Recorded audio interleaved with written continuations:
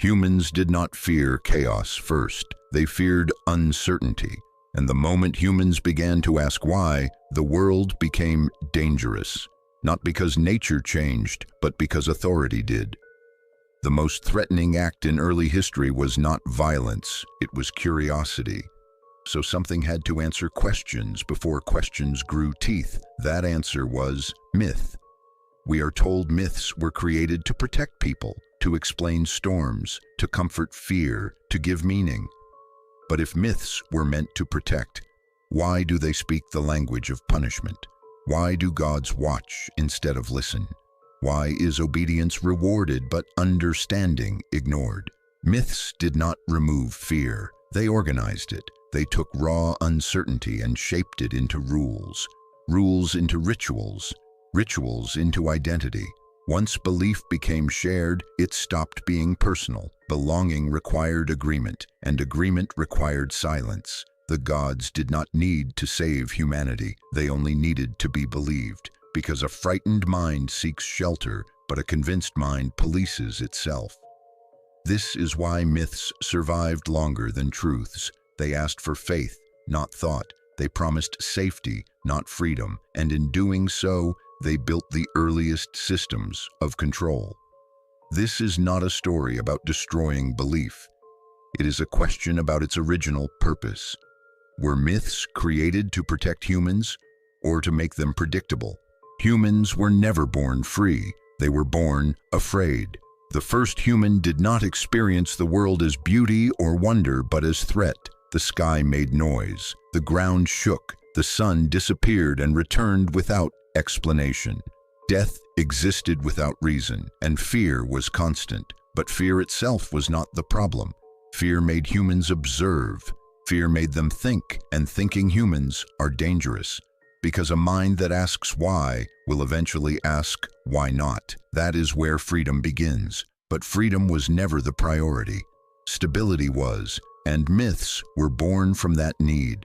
Myths were not designed to liberate humans. They were designed to calm them, because calming fear is easier than managing freedom. When fear is soothed, the human rests. When freedom appears, the human changes. And change is uncontrollable. Myths did not teach people how to understand the world. They taught them how to stop questioning it. When storms came, they did not ask for investigation. They gave a god. When death arrived, they did not demand meaning. They offered fate. These answers were comforting because they removed responsibility. If everything is the will of the gods, then humans are not accountable. But a human without responsibility is also a human without freedom. Freedom requires choice. Choice requires uncertainty. Uncertainty requires courage. Myths eliminated uncertainty by replacing it with rules. Fear was not destroyed. It was reorganized. It was given names, faces, stories, and punishments. The chaos of existence was transformed into moral order, and once fear had structure, it could be enforced. Humans no longer feared the unknown. They feared disobedience. They feared punishment. They feared exile. This was not accidental. A free human experiments, makes mistakes, learns, and learning humans stop obeying. Myths interrupted that process. They redirected fear away from nature and toward authority. They promised safety instead of autonomy, belonging instead of independence, and people accepted the trade because freedom is lonely. Myths offered company. They whispered that you are not alone as long as you do not question. And this is why myths survived longer than truth. Truth demands thought. Myths demand faith. Truth creates movement. Myths create order, and order is easier to govern. This is why myths have always soothed fear but never offered freedom. Because freedom does not calm, it disturbs, it isolates, it demands responsibility, and myths were never built for humans who wanted to stand alone. They were built for humans who wanted to feel safe together. Gods were never introduced as protectors. They appeared as limits. From the very beginning, deities did not arrive to shield humans from danger. They arrived to define behavior. Their first function was not mercy but order. not salvation, but regulation. In early societies, nature was unpredictable and humans were fragile. Yet what truly threatened collective survival was not storms or predators. It was human unpredictability itself. Desire, violence, revenge, curiosity. These had no natural boundaries. So boundaries had to be invented, and gods became those boundaries. Gods did not simply explain the world, they told humans where to stop, what not to touch, what not to question, what not to cross. When a god speaks in myth, it rarely says you are safe. It says do not eat, do not look back, do not ask, do not challenge, do not disobey. These were not moral lessons in the modern sense. They were control mechanisms wrapped in sacred language. Because a rule spoken by a human can be debated, but a rule spoken by a god cannot. Once authority becomes divine, it stops being negotiable. This is why gods were effective. They did not need armies. They did not need constant enforcement. They lived inside the mind. Every thought became supervised. Every action weighed against invisible judgment. The gods did not patrol the streets. They occupied conscience. In this way, gods were the earliest legal systems. Before written law, before courts, before prisons, there were myths, and myths carried commandments disguised as stories. The punishment was not always immediate, but it was absolute: exile, curse, disease, death, or worse, cosmic disfavor. This created a powerful psychological cage. A human might escape a king, but could never escape a god, and so behavior was standardized. Not because people understood why, but because fear was internalized. Protection was never the goal. If protection were the goal, myths would teach adaptation, learning, and change. Instead, they taught repetition, obedience, tradition, imitation. Gods did not ask humans to grow. They asked them to remain within assigned roles: the farmer, the warrior, the ruler, the servant, each sanctified by divine order. To step outside your role was not rebellion against society. It was rebellion against the cosmos. This is how rules became destiny, and destiny became unquestionable. Truthfully, gods did protect something, but it was not humanity, it was structure. They protected hierarchy, they protected continuity, they protected predictability. Because predictable humans are manageable humans, and manageable humans create stable societies. Stable societies survive longer than free ones. This is why gods were designed to be eternal, why their laws were unchanging, why doubt was framed as sin, because doubt threatens rules, and rules were the real divinity. When people say gods protected them, what they often mean is that gods protected the system that kept them alive, but never free. Safety was exchanged for autonomy, order for exploration, belonging for individuality, and most accepted the trade, because rules feel like protection when chaos is terrifying. But protection that forbids growth is not protection. It is containment, and this is the uncomfortable truth at the heart of mythology. Gods were not guardians standing in front of humanity. They were walls built around it. Humans feared gods more than they feared each other, and that fear was not natural. It was engineered. In early communities, humans were not strangers. They depended on one another to hunt, to survive, to endure nature. The danger did not come from the person beside you. It came from uncertainty, from hunger, from death, from the unknown. But controlling a group requires redirecting fear, because fear aimed at another human creates conflict. Fear aimed upward creates obedience. So myths lifted fear away from social relations and pointed it toward the divine. When people fear each other, society fractures. When people fear gods, society stabilizes. This is why divine fear was cultivated. It replaced interpersonal suspicion with cosmic surveillance. You did not need to watch your neighbor. The gods were already watching, and they saw everything: thoughts, actions, intentions. This shifted behavior at the deepest level. A human might lie to another human. A human might escape punishment from a ruler, but no one could hide from a god. This made divine fear more efficient than violence. It required no constant force. It turned the mind into its own prison. People did not behave because they trusted each other. They behaved because they feared invisible judgment.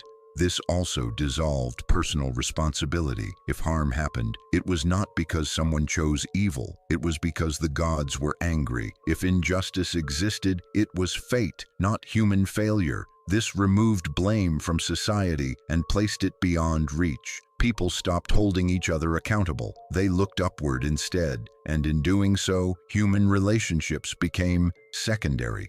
Obedience replaced empathy. Rules replaced dialogue. You did not resolve conflict. You submitted to divine order. This is why gods were portrayed as jealous, watchful, and punitive, not because humans imagined cruelty, but because fear needed a face. And that face had to be untouchable. When humans fear each other, they negotiate. When humans fear gods, they comply. This fear also equalized people. A ruler and a servant were both beneath the same gods, but only in fear, not in power. This illusion of equality strengthened hierarchy. Everyone was small, everyone was watched, and so rebellion became not just dangerous but sinful. To challenge authority was to challenge the universe itself. Over time, this fear rewired morality. Good was not what reduced suffering. Good was what pleased the gods. Evil was not what harmed others. Evil was what broke rules, and this is the crucial shift. Humans stopped fearing the pain they caused each other. They feared the punishment they would receive from above.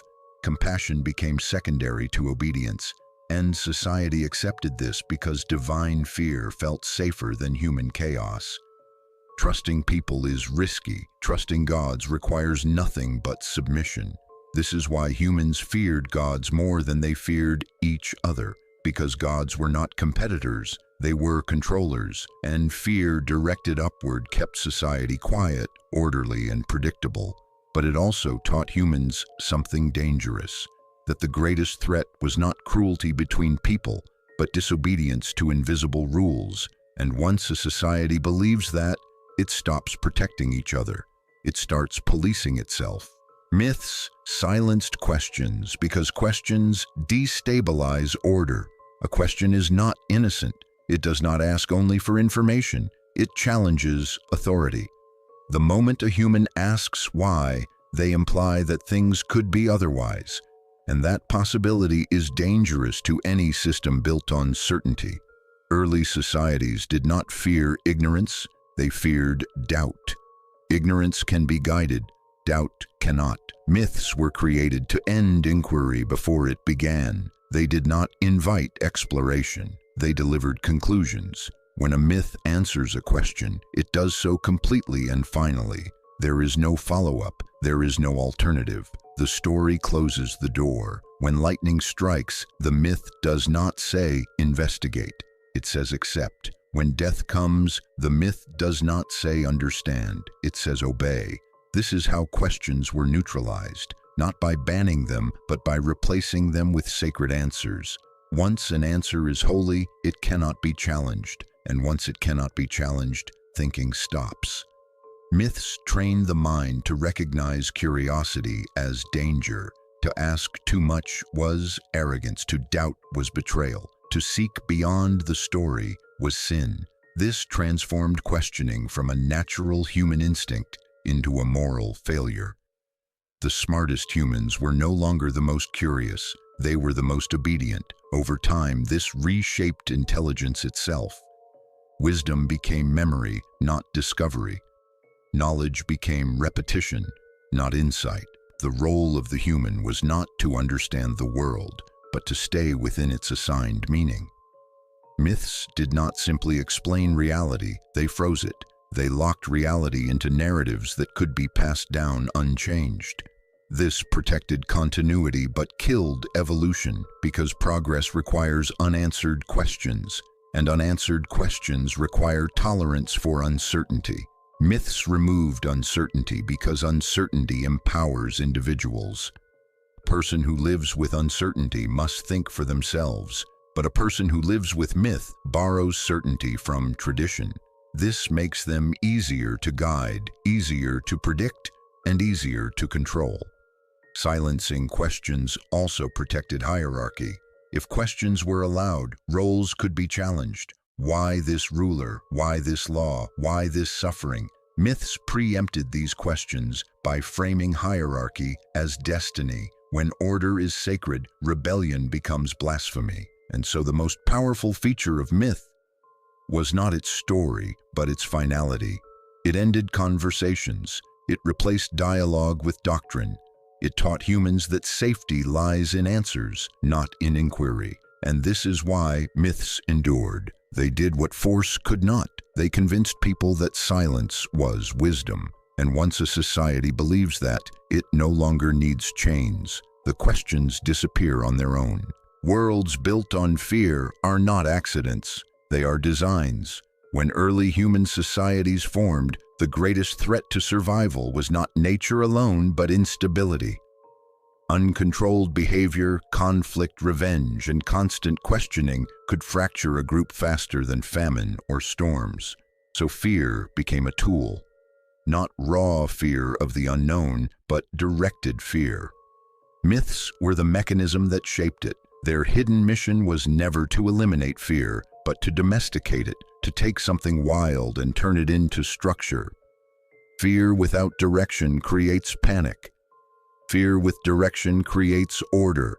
Myths provided that direction. They taught people what to fear, when to fear, and most importantly, who to fear.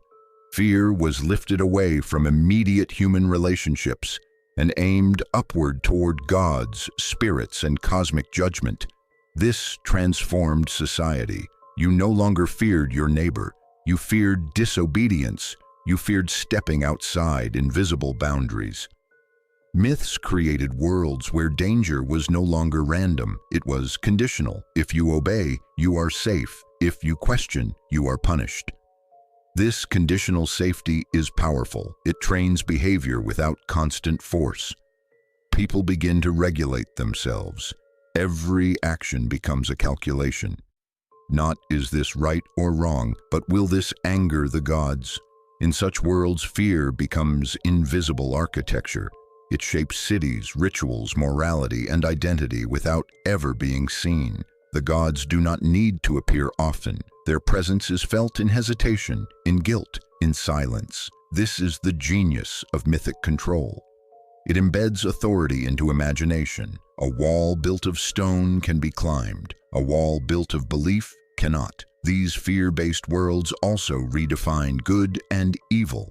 Good is not compassion. Evil is not cruelty. Good is obedience. Evil is deviation. This shift allows immense suffering to be justified. If pain exists, it is deserved. If injustice occurs, it is ordained. The system is never wrong. The individual is. This protects the structure at all costs, because structures built on fear value survival over humanity. They endure, but they do not grow. They repeat, but they do not evolve. Myths ensured this repetition by sanctifying the past. What was done before must be done again. Tradition becomes sacred, change becomes threat, and anyone who introduces new questions becomes dangerous. Not because they are violent, but because they loosen fear's grip. These worlds feel safe from the inside. They offer certainty, they offer belonging, they offer meaning, but they extract a price. The price is freedom, independent thought, personal responsibility, true moral choice. In a fear-built world, you are never truly choosing, you are complying, and compliance feels like peace until it is examined. This is why myths lasted so long. They did not rule through terror alone. They ruled through comforted fear. They told humans, you are small, the world is dangerous, and we will protect you as long as you stay in line. And many accepted, because living without fear requires courage. And courage has never been the foundation of stable empires. Fear has. Legends did not save humans, they aligned them. If salvation had been the goal, legends would have encouraged divergence, adaptation, and choice. But legends did the opposite. They pulled individuals into the same narrative, distributed the same fears, offered the same answers, and demanded the same behavior. Because salvation is individual, but alignment is collective. Early societies did not collapse because they lacked strength. They collapsed because they lacked uniformity. When everyone thinks differently, acts differently, and doubts differently, cohesion breaks. Legends emerged to solve this problem. They told people they shared the same origin, the same destiny, and the same obligations. This unity was presented as protection, but in reality, it erased difference. Anyone who stepped outside the story became a threat. The questioner was arrogant, the dissenter was cursed, the nonconformist was dangerous. So people learned to police themselves. They stayed in line, not because they understood, but because deviation carried risk. Salvation requires change. Change requires uncertainty. Legends feared uncertainty. They sanctified repetition. What was done before had to be done again. Tradition became sacred. Stagnation became virtue. Legends spoke softly but enforced harshly. They never said everyone must be the same. They said everyone must believe. And once belief was uniform, behavior followed. Individuality dissolved into order. The crowd replaced the person, and crowds are not saved, they are managed. Legends reduced humans into roles, functions, positions in a larger structure. Safety was offered in exchange for selfhood. This trade felt reasonable in a hostile world. Belonging is comforting. Freedom is isolating. Legends promised togetherness but demanded silence. They told humans, you are not alone, as long as you are not different. This mechanism never disappeared. Only the language changed. Even now, shared stories are valued more than uncomfortable questions. Conformity is rewarded while deviation is punished. Because alignment sustains systems. Legends did not lift humanity forward. They held it still. They created long lines of obedient people who survived, but did not evolve. Those who moved history were always the ones who stepped out of line.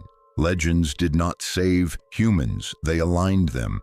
If salvation had been the goal, legends would have encouraged divergence, adaptation, and choice. But legends did the opposite. They pulled individuals into the same narrative, distributed the same fears, offered the same answers, and demanded the same behavior. Because salvation is individual, but alignment is collective. Early societies did not collapse because they lacked strength. They collapsed because they lacked uniformity. When everyone thinks differently, acts differently, and doubts differently, cohesion breaks. Legends emerged to solve this problem. They told people they shared the same origin, the same destiny, and the same obligations. This unity was presented as protection, but in reality, it erased difference. Anyone who stepped outside the story became a threat. The questioner was arrogant, the dissenter was cursed, the nonconformist was dangerous. So people learned to police themselves. They stayed in line, not because they understood, but because deviation carried risk. Salvation requires change. Change requires uncertainty. Legends feared uncertainty. They sanctified repetition. What was done before had to be done again. Tradition became sacred. Stagnation became virtue. Legends spoke softly but enforced harshly. They never said everyone must be the same. They said everyone must believe. And once belief was uniform, behavior followed. Individuality dissolved into order. The crowd replaced the person, and crowds are not saved, they are managed. Legends reduced humans into roles, functions, positions in a larger structure. Safety was offered in exchange for selfhood. This trade felt reasonable in a hostile world. Belonging is comforting. Freedom is isolating. Legends promised togetherness but demanded silence. They told humans, you are not alone, as long as you are not different. This mechanism never disappeared. Only the language changed. Even now, shared stories are valued more than uncomfortable questions. Conformity is rewarded while deviation is punished. Because alignment sustains systems. Legends did not lift humanity forward, they held it still. They created long lines of obedient people who survived, but did not evolve. Those who moved history were always the ones who stepped out of line. If myths had never existed, power would not have disappeared. It would have become visible. Myths did not create authority, they disguised it. Without myths, humans would still organize, lead, command, and obey. But authority would need to justify itself openly rather than hiding behind the divine. Myths allowed power to appear natural, inevitable, and unquestionable. They turned rulers into extensions of cosmic order. Without myths, leadership would be exposed as human choice rather than sacred destiny. This would make authority fragile because fragile authority must explain itself. In a world without myths, fear would not vanish, but it would lack direction. People would fear hunger, violence, and uncertainty, but not invisible judgment. Power would have to rely on persuasion, negotiation, and force instead of belief. Such power is unstable because it can be resisted directly. Myths removed this resistance by relocating authority above society rather than within it. If myths did not exist, rule would shift constantly. Stronger leaders would rise and fall faster. Social contracts would be renegotiated more often. Hierarchy would be temporary rather than eternal. Myths freeze hierarchy. They transform temporary advantage into permanent right. They turn success into destiny. Without myths, there would be no sacred kings, no chosen peoples, no divine laws. There would be agreements, not commandments, obligations, not sins. This would increase conflict, but also accountability. When power is human, it can be blamed. When power is divine, it cannot. This is why myths were essential to early rule. They protected rulers from responsibility. If a law failed, it was the will of the gods. If suffering occurred, it was fate. Without myths, humans would have to look at each other and say, "We chose this," and that admission is heavy. It demands moral courage. Myths spared societies from that burden. They placed authority beyond reach, and so the answer is uncomfortable. If myths did not exist, humans would rule, and humans ruling humans is dangerous because it reveals cruelty, ambition, and error. But it also allows change. Mythic power endures longer, but human power can be challenged. This is why myths were preferred. They did not eliminate rulers, they made them untouchable, and in doing so, they traded freedom for stability. The world did not ask who would rule without myths. It asked whether it could survive without unquestionable rulers, and it chose myths. Divine wrath was never designed to comfort. It was designed to condition. In myths, the anger of gods is not an emotional reaction. It is a mechanism, a system of pressure meant to shape behavior. When ancient stories end in punishment, they are not warning about morality. They are demonstrating consequences. Fear works best when it feels inevitable, and divine punishment was made to feel unavoidable. Myths rarely show gods rescuing humans from suffering. They show gods responding to disobedience. Floods, plagues, exile, death. These were not random, they were instructional. The message was simple and repeated across cultures. Step out of line and the universe will respond. This is why mythic stories almost always escalate toward punishment. Not resolution, not understanding, but correction. Comfort would invite reflection. Reflection invites questioning. Questioning weakens control. Punishment ends the thought immediately. It teaches without dialogue. You do not ask why the god is angry. You ask how to avoid anger next time. This transforms belief into behavior. The gods do not need to be kind. They need to be consistent. Consistency creates predictability. Predictability creates obedience. Divine wrath also removed human responsibility. If a disaster occurred, it was not because of poor decisions. It was because the gods were displeased. This shifted accountability upward and made systems immune to criticism. suffering became justified. Injustice became sacred. Humans stopped asking who caused harm. They asked which rule was broken. This is why myths frame gods as volatile, watchful, and easily angered. Not because humans believed the universe was cruel, but because fear needed to be immediate and personal. A distant God cannot control, a forgiving God cannot intimidate, but an unpredictable God keeps everyone alert. This constant tension trained societies to self-police. People did not behave ethically, they behaved carefully. They avoided curiosity, they avoided deviation, they avoided change. Because change invites attention, and attention invites wrath. Mythic punishment was not about justice, it was about deterrence. One punishment shown clearly in a story can regulate thousands of lives silently. This is why myths rarely end in mercy. Mercy teaches nuance. Nuance creates ambiguity. Ambiguity weakens rules, certainty strengthens them, and punishment feels certain. It draws clear lines. You are either obedient or cursed. The world becomes simple but not humane. In this way, divine anger was the most efficient tool myths ever created. It did not need constant reinforcement. It lived in memory, in ritual, in fear passed from generation to generation. And so myths ended with punishment, not because humans were evil, but because control demands consequences. Not comfort, not explanation, not freedom. Divine wrath was never meant to save humanity. It was meant to shape it. Myths gave humans hope, but never freedom. Hope is easy to offer. Freedom is expensive. In the earliest societies, people lived surrounded by uncertainty. Death arrived without warning. Nature obeyed no logic. The future could not be planned. In this environment, hope was a psychological necessity, and myths supplied it. They promised that suffering had meaning, that pain was not random, that death was not the end.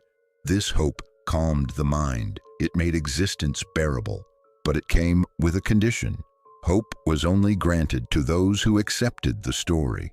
Freedom to question, to doubt, to choose independently was never part of the offer. Myths did not say, you can become anything. They said, you have a place, you have a role, you have a destiny. And destiny is the opposite of freedom. Hope in myth is passive. It teaches waiting, not acting, enduring, not changing, trusting, not deciding. If you suffer now, you will be rewarded later. If you obey now, justice will come eventually. This delayed promise kept people compliant. A free person demands change in the present. A hopeful person accepts delay. Myths mastered this delay. They pushed fulfillment into the afterlife, the next cycle, the will of the gods. By doing so, they removed urgency. If everything is already decided by higher powers, then human choice becomes secondary. You do not shape the world, you endure it. Hope also softened fear. Fear without hope leads to rebellion. Fear with hope leads to patience. This balance was crucial. Myths did not eliminate fear. They wrapped it in meaning. You were still small, still powerless, but now you were told it mattered. This emotional reward replaced autonomy. People felt seen without being heard, comforted without being empowered. Myths offered answers that closed paths. They explained suffering instead of asking how to end it. They justified hierarchy instead of challenging it. They promised salvation without transformation. This is why myths survived. They did not threaten systems, they stabilized them. Hope kept people alive. Freedom would have changed everything. A free human experiments, a hopeful human waits, and waiting is predictable. Over time, hope became a substitute for agency. People learned to endure injustice because it was meaningful, to accept limits because they were sacred, to surrender choice because it was comforting. This is the quiet cost of mythic hope. It soothes, but it restrains. It consoles, but it confines. It gives the feeling of purpose without the risk of freedom. Myths did not lie when they offered hope. They simply redirected it away from the present and away from human hands. They taught people to look upward and forward, never inward and now. And as long as hope was enough, freedom was never demanded. This is why myths could offer hope endlessly, but never freedom, because hope keeps the system alive. Freedom would have questioned why the system existed at all. Prometheus was not dangerous because he was powerful. He was dangerous because he understood. The ancient world did not belong to humans. It belonged to gods. Humans were meant to survive, not to advance. They were cold, fragile, and dependent dependence was the foundation of divine order. Fire was more than warmth. Fire was technology. Fire was memory, craft, progress, and independence. To give fire to humans was not an act of kindness. It was an act of rebellion. Prometheus did not steal fire by accident. He stole it with intention. He crossed a boundary that was never meant to be crossed. Zeus did not punish Prometheus because something was taken. He punished him because something was shared. Knowledge in myth is never neutral. It is either controlled or forbidden, and Prometheus broke control. The punishment reveals the true message of the myth. Zeus does not kill Prometheus because death would end the lesson. Instead, he chains him to a rock at the edge of the world. An eagle eats his liver every day, and every night it grows back again. Eternal suffering, eternal reminder. This punishment is symbolic. It tells humanity that giving knowledge carries pain, that helping others rise will cost you, that challenging divine hierarchy will never go unanswered. Prometheus becomes a warning carved into myth. Do not reach too high. Do not teach too much. Do not equalize what must remain unequal. Notice what Prometheus did not do. He did not start a war. He did not destroy Olympus. He did not harm humans. He gave them fire, and that alone was unforgivable. This reveals the core logic of myth. Humans may live, but they must not rival. Humans may worship, but they must not understand. To create is to threaten. To question is to trespass.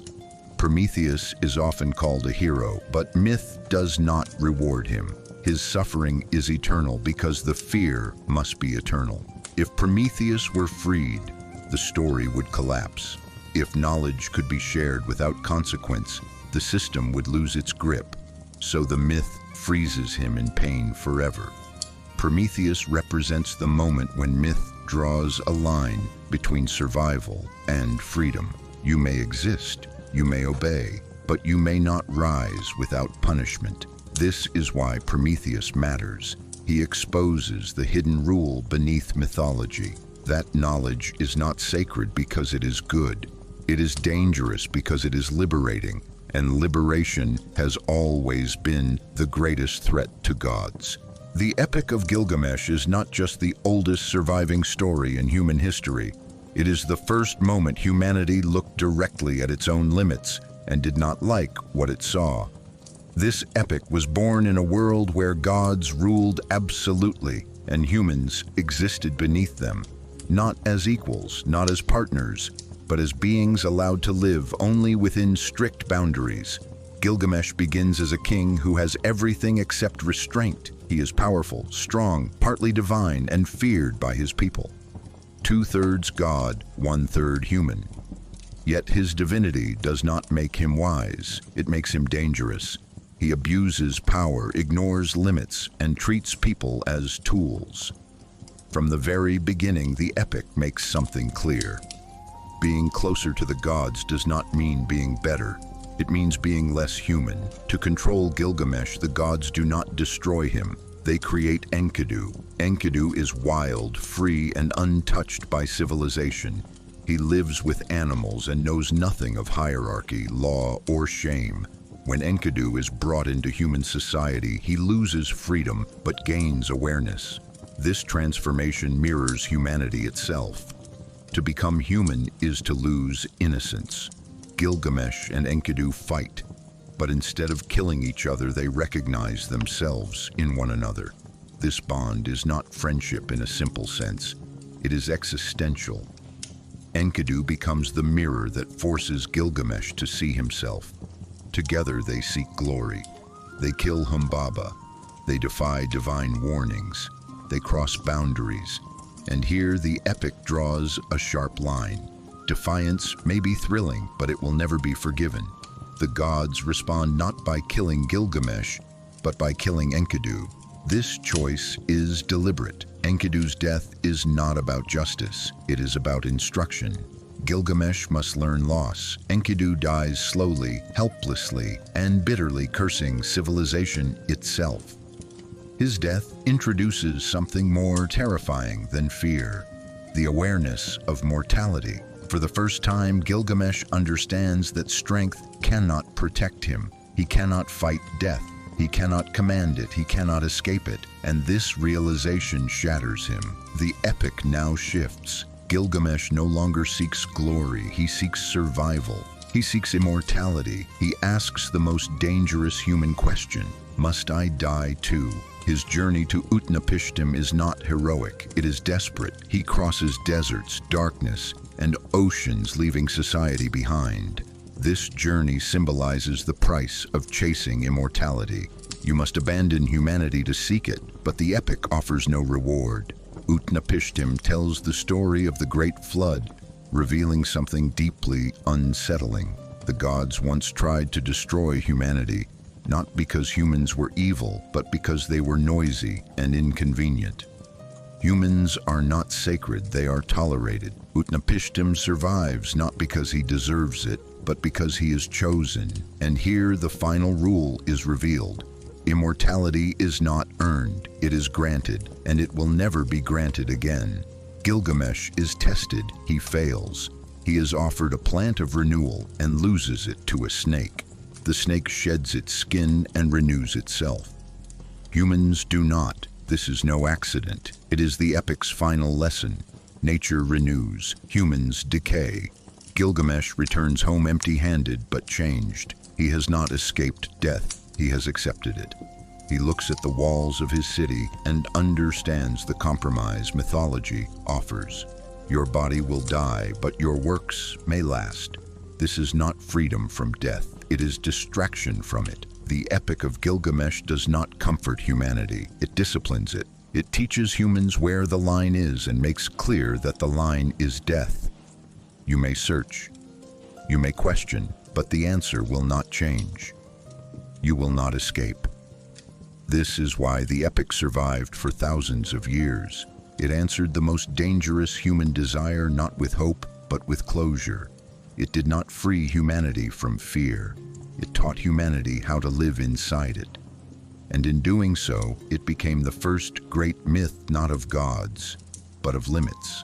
Adam and Eve, the myth where knowledge becomes disobedience. The story of Adam and Eve is not about temptation. It is about control.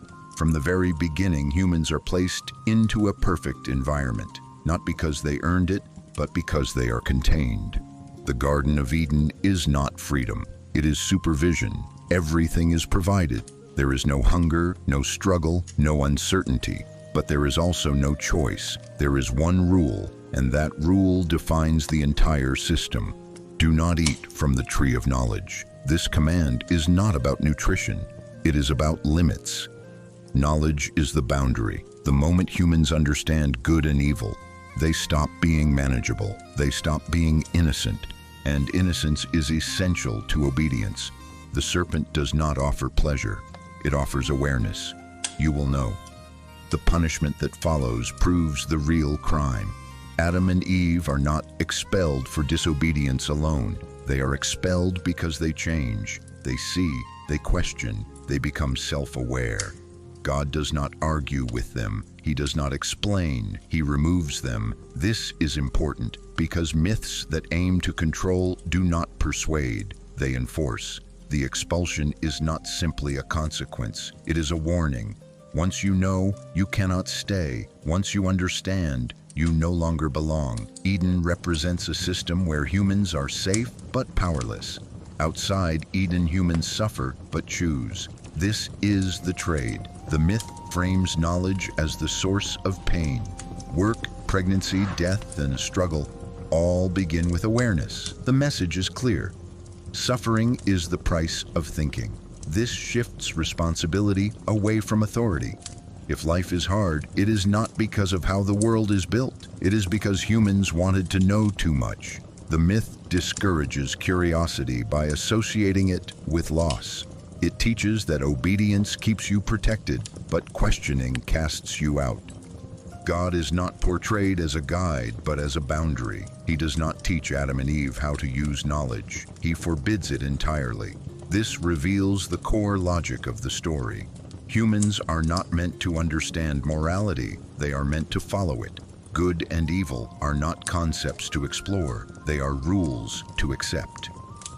Once humans gain moral awareness, they also gain responsibility, and responsibility threatens divine order, because responsible humans can judge, they can compare, they can question commands. This is why the serpent is framed as evil. Not because it lies, but because it encourages autonomy. And autonomy is dangerous to systems built on obedience. Adam and Eve do not gain power. They gain exile, they gain labor, they gain mortality. The myth does not deny the value of knowledge. It punishes it. This punishment teaches generations that safety lies in ignorance and freedom lies in pain. The story does not end with redemption. It ends with closure. The gates of Eden are closed. The path back is blocked.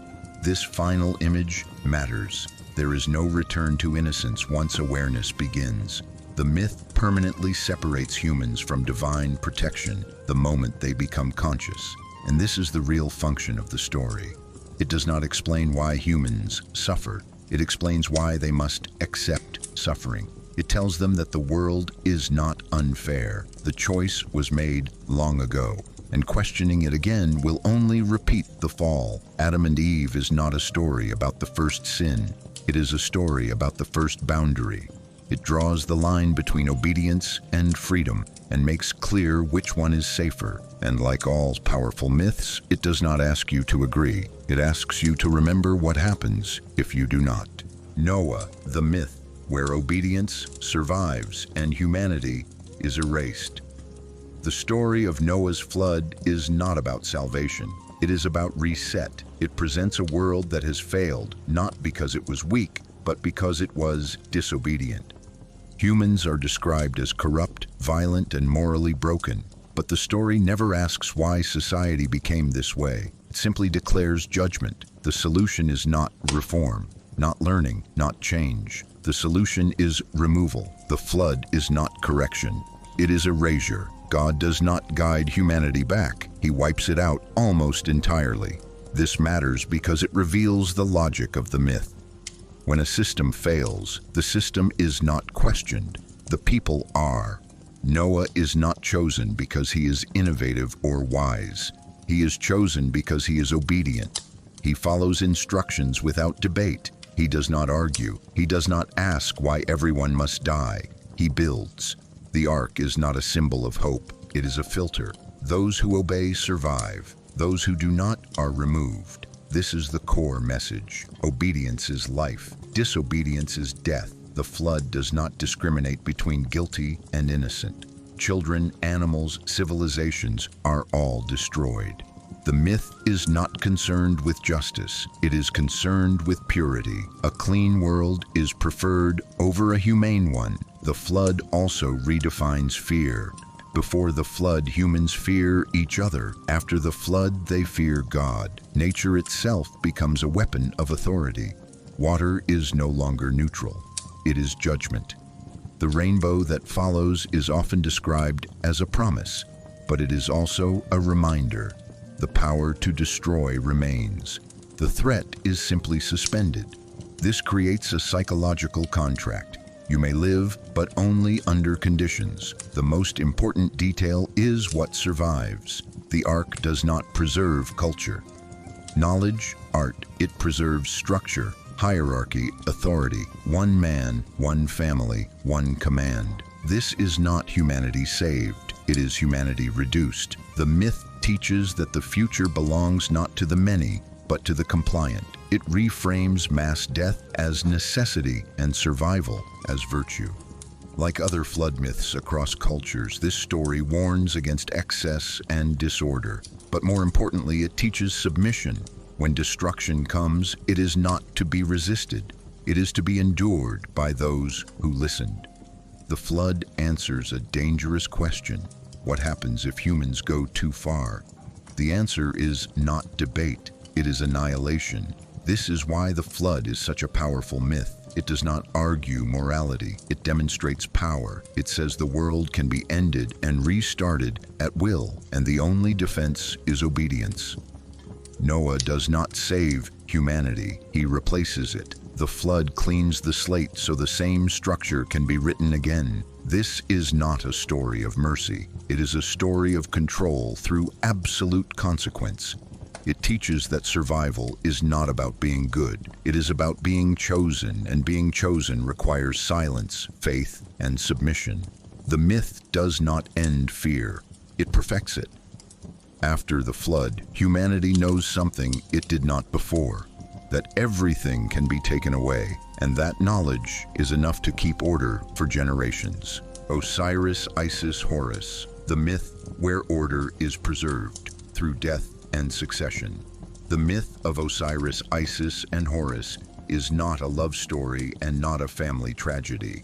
It is a political blueprint disguised as divine drama. At its core, this myth explains why power must never truly disappear, only transfer.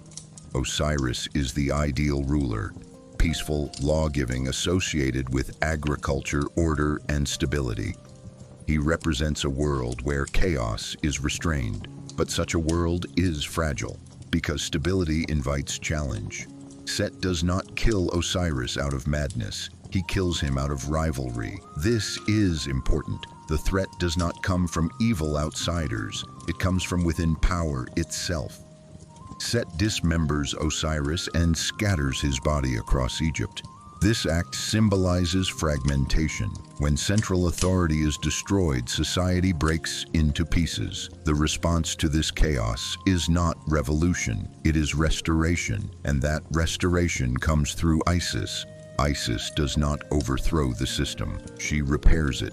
She gathers the body parts. She resurrects Osiris just enough to conceive Horus.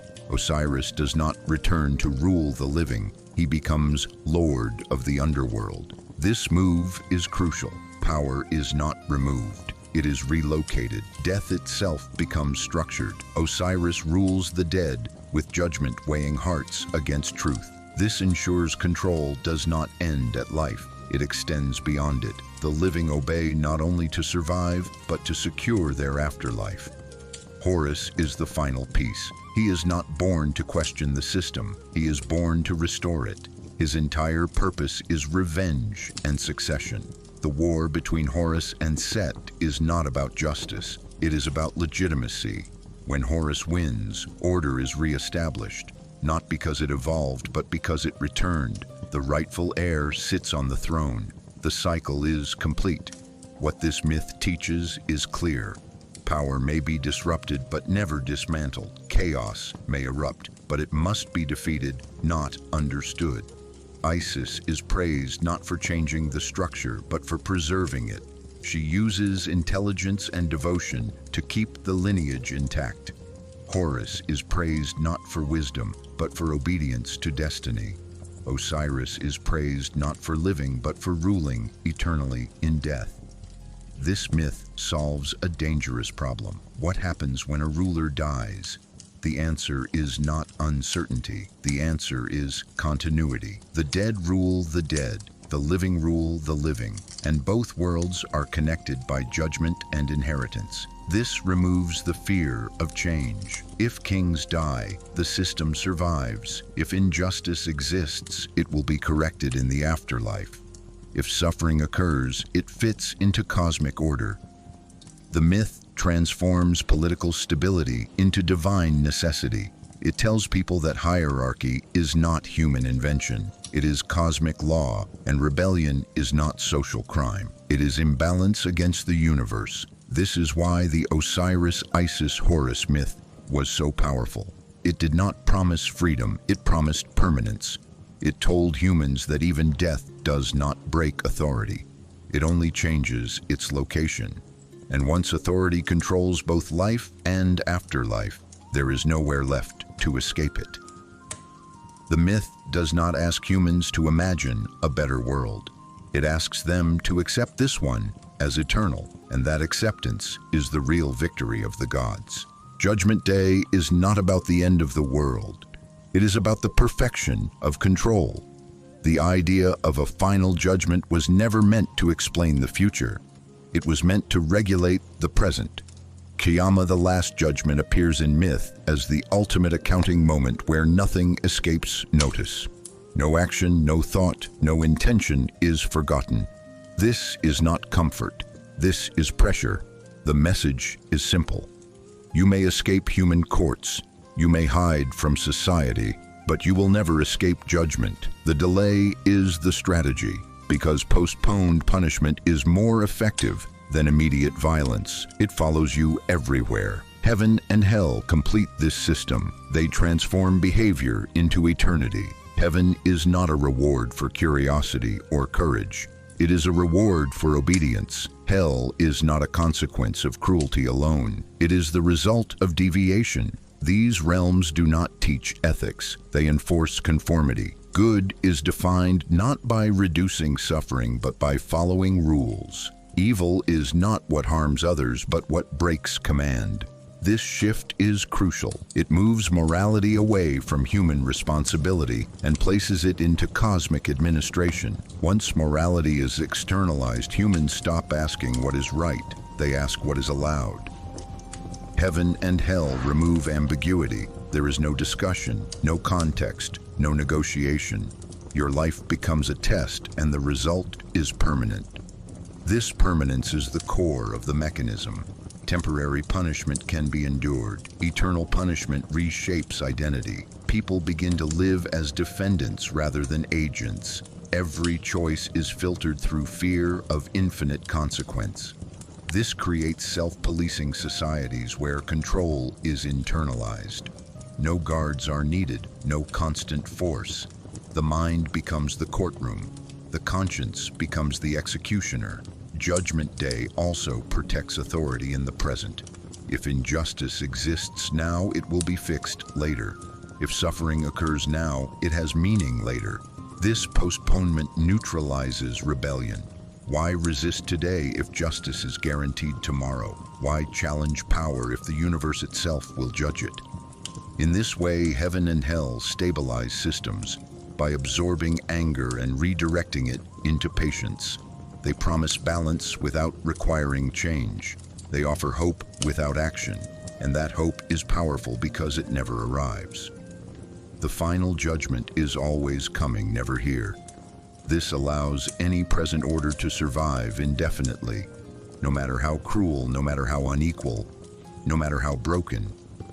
Heaven and hell do not free humans from fear. They refine it. They make it endless. They turn behavior into destiny, and destiny into silence. You do not act because you choose. You act because you are being watched, not by people, but by eternity. This is why Judgment Day is the most effective mythic invention. It does not need repetition. It lives forever. And as long as eternity is at stake, freedom becomes too expensive to consider. The system does not ask you to understand. It asks you to behave, because in a world where actions echo forever, even the smallest disobedience feels unbearable. And that unbearable weight keeps order long after God stops speaking. Odin, Thor, Loki, Ragnarok together form one of the clearest mythological systems ever created to explain power, order, and inevitability. Odin is not a god of comfort, he is a god of cost. In Norse mythology, knowledge is never free. Odin does not learn by prayer or inheritance. He sacrifices. He gives up his eye. He hangs himself on the world tree pierced by his own spear. This is not martyrdom, it is transaction. Wisdom is portrayed as something that demands pain, suffering, and loss. This sends a precise message. Being wise is dangerous. Knowledge isolates. The ruler who knows more must suffer more. Odin does not seek wisdom to free others. He seeks it to rule more effectively. He wants to see fate clearly, not to change it, but to prepare for it. This is crucial. Even the highest god cannot escape destiny. He can only understand it, and that understanding brings despair, not freedom. Thor exists as the opposite force. Where Odin is doubt and calculation, Thor is simplicity and enforcement. Thor does not question. He protects. He maintains borders. He kills giants not because they are evil, but because they threaten order. His hammer Mjolnir is not a symbol of justice. It is a tool of maintenance. Thor represents the idea that stability requires violence repeated endlessly. He is loved because he is predictable. He does not think. He reacts. This makes him the perfect guardian of a rigid world. While Odin suffers for knowledge and Thor enforces order, Loki exposes the cracks. Loki is not pure chaos. He is disruption. He questions norms, bends rules, changes shape, and mocks authority. But the myth is careful. Loki is allowed only as long as his chaos is useful. Once chaos stops serving the system, it becomes unacceptable. Loki's punishment is extreme. He is bound, tortured, and isolated. This shows the limit of deviation. You may challenge, you may disrupt, but only until the structure feels threatened. Chaos is tolerated only when it can be controlled, and when it cannot, it is destroyed. This prepares the ground for Ragnarok. Ragnarok is not just an apocalypse, it is resignation. The gods know it is coming. They know who will die. They know the world will burn, and yet nothing is done to stop it. This is the most brutal lesson in Norse mythology. Fate cannot be changed, not by wisdom, not by strength, not by rebellion. Odin gathers knowledge but still dies. Thor kills the serpent but still falls. Loki breaks free but is destroyed. Every role is fulfilled. Every outcome is fixed. Ragnarok teaches humans something deeply restrictive. Struggle does not change destiny, it only fulfills it. Courage is admired, but it is meaningless in the face of fate. This worldview creates a culture where heroism exists without hope. Fight because it is your role, not because you will win. This is powerful ideological conditioning. It removes expectation of change. If even gods cannot escape destiny, humans should not try to rewrite their place. The Norse system is not optimistic. It is disciplined. It trains people to accept hardship, violence, and loss as natural and unavoidable. Odin sacrifices but gains no salvation. Thor protects but cannot preserve. Loki resists but is crushed. Ragnarok ends everything and restarts nothing better. The cycle continues. This mythology does not promise progress. It promises endurance, and endurance is the ideal trait of a society built on harsh environments and rigid hierarchies. The gods do not offer freedom. They offer example. Suffer like Odin, obey like Thor, do not become Loki, and accept Ragnarok. This is not mythology meant to inspire change. It is mythology meant to prepare minds for a world where struggle is constant, authority is unquestionable, and fate is final. And that is why Norse myths feel so honest and so unforgiving. They do not lie. They simply tell you where you stand, and that standing place never moves. Ra, the divine cycle of the sun and the illusion of stability. Ra is not a god of miracles. He is a god of repetition. In ancient Egyptian mythology, Ra does not save the world by changing it. He preserves it by doing the same thing endlessly. Every day he is born with the sunrise. Every night he dies with the sunset. And every night he must fight his way through darkness to be born again. This cycle is not poetic, it is ideological. Ra represents the belief that stability does not come from progress, but from continuity. The sun must rise, the order must remain, the pattern must not break. In a world where the Nile floods, deserts expand, and death is everywhere, this promise of repetition is powerful. It tells humans that despite chaos, nothing truly changes. Ra's daily journey across the sky is not effortless. At night, he travels through the underworld, battling the serpent Apophis, the embodiment of chaos. This battle happens every night and is never final. Apophis is never destroyed. This detail matters. Chaos is not eliminated, it is contained. This mirrors how power works in myth. Ra does not create a better world. He prevents collapse. Stability is not growth. It is survival through maintenance. The message is subtle but firm. Do not expect transformation. Expect endurance. Ra also sits at the center of cosmic hierarchy. Pharaohs rule because they are linked to him. They are sons of Ra, extensions of the sun's authority. This makes political power natural and unquestionable. If the sun rules the sky, so must the king rule the land. Disobedience is not just rebellion, it is disruption of cosmic order. Ma'at, truth and balance, is upheld by repetition, ritual, and obedience, not by innovation, not by questioning. To change the order is to threaten the sunrise itself. Ra grows old. He weakens, he is poisoned at one point and needs help. Yet even then the cycle continues. This teaches another lesson. Individual rulers may decay, but the system survives. Ra's vulnerability does not weaken authority. It humanizes it just enough to make it relatable without making it replaceable. The sun god ages, but the sun still rises. This separates person from structure. Power is eternal. Even gods are temporary carriers of it. Ra does not offer moral guidance in the way later religions do. He offers predictability. There is no final judgment, no apocalypse, no redemption. There is only continuation. This makes his myth especially effective as a stabilizing force. It removes urgency. If tomorrow will be like today, there is no need to rebel. If the sun will rise regardless, there is no need to change the system. The future is already decided by repetition. In this way, a Ra represents one of the most sophisticated mythic controls ever created. Not fear of punishment, not promise of heaven, but reassurance that nothing will break. As long as rituals are performed, as long as roles are obeyed, as long as order is respected, the sun will rise, the Nile will flood, the world will continue. Ra does not demand love, he demands alignment.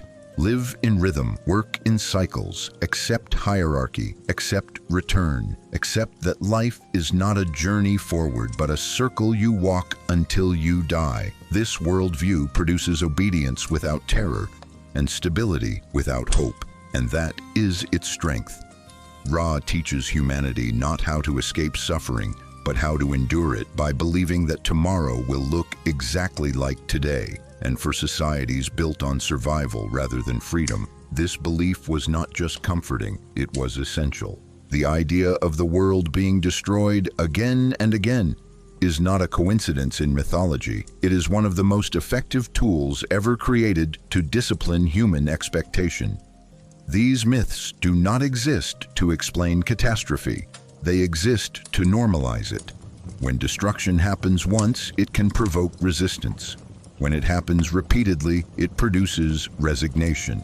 Stories of repeated world endings appear across civilizations because they teach the same lesson. This world is not permanent. Your suffering is not unique. Your rebellion is not new, and change is not rewarded. In Aztec mythology, the universe is created and destroyed multiple times through the cycle of the 5 suns. Each world ends because humans fail to satisfy divine expectations. They are too weak, too disobedient, or too flawed. The message is consistent. The system is never wrong. Humans are. In Hindu cosmology, the universe endlessly cycles through creation, preservation, and destruction. Kalpas rise and collapse over immense spans of time, governed by gods who do not intervene to save individuals. Destruction is not tragedy, it is routine. Progress does not exist, only repetition. Mayan myths follow the same pattern. Humans are created, tested, found insufficient, and erased.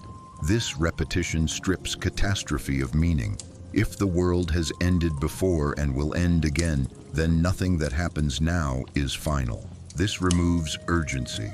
It removes responsibility. It removes hope for transformation. These myths shift blame away from structure and onto existence itself. If everything ends eventually, then injustice is natural. If suffering repeats, then resistance is pointless. The destruction of the world becomes a tool of control, not because it terrifies, but because it exhausts.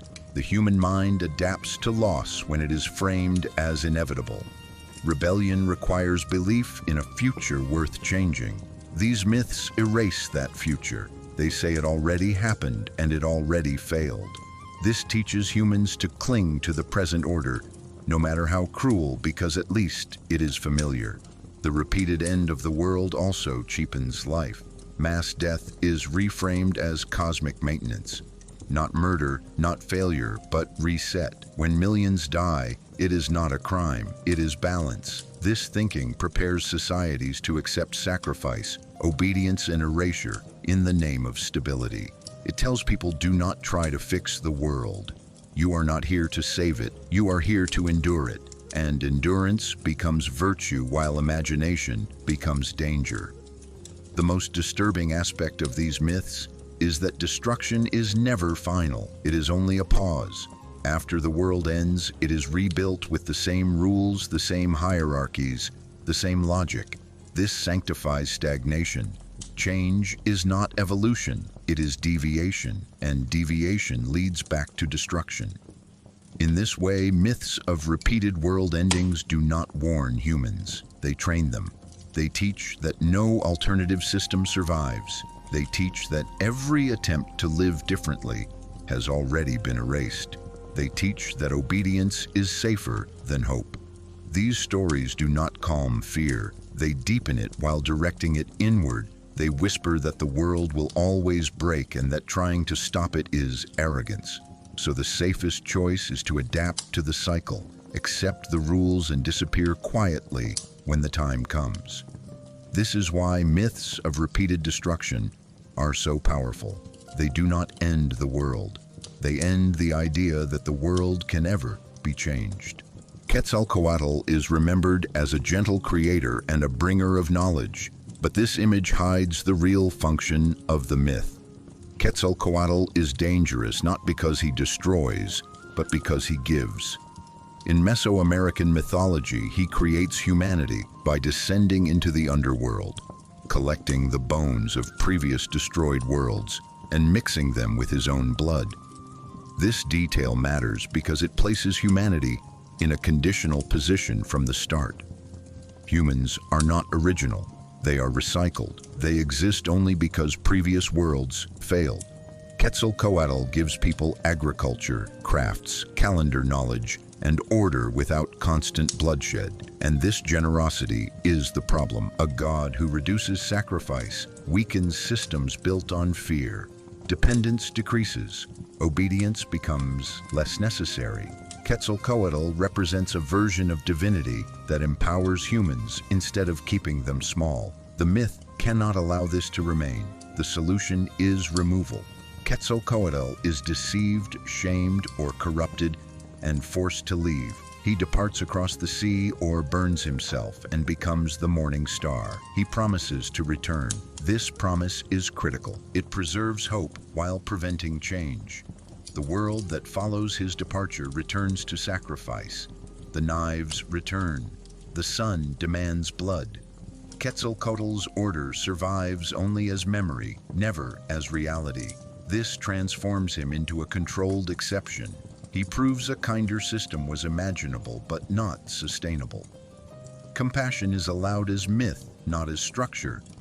His absence becomes a political tool. Rulers claim descent or alignment with his future return. People are taught to wait instead of act. Hope replaces rebellion. Endurance replaces reform. Quetzalcoatl does not rule through punishment. He rules through absence. Absence creates longing.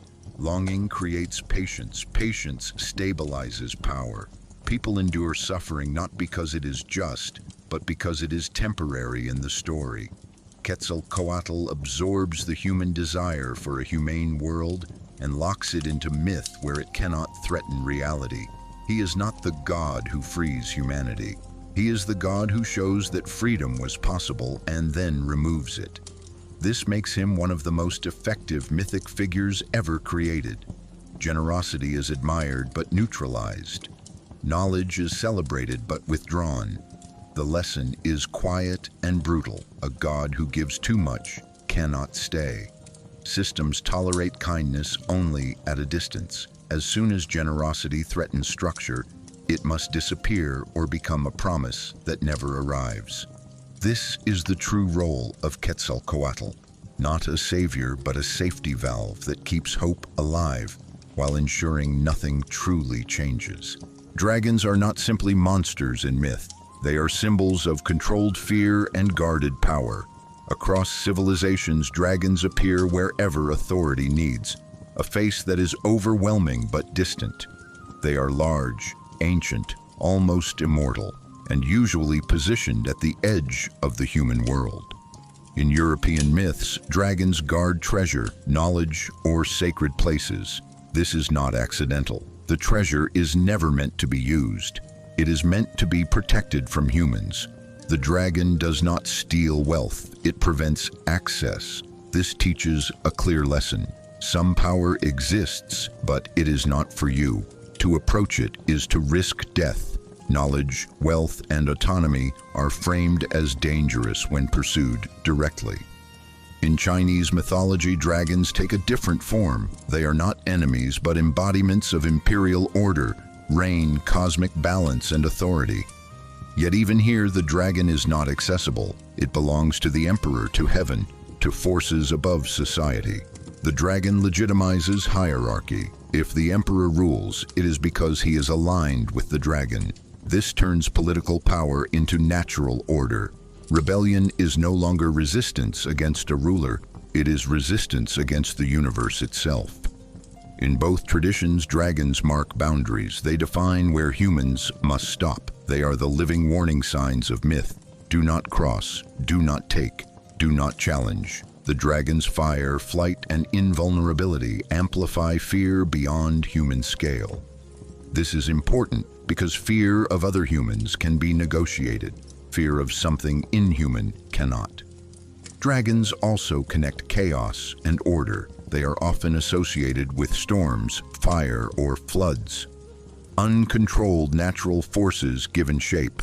This gives authority a powerful excuse. If destruction happens, it is not mismanagement. It is the dragon stirring. If order is restored, it is because the dragon was appeased.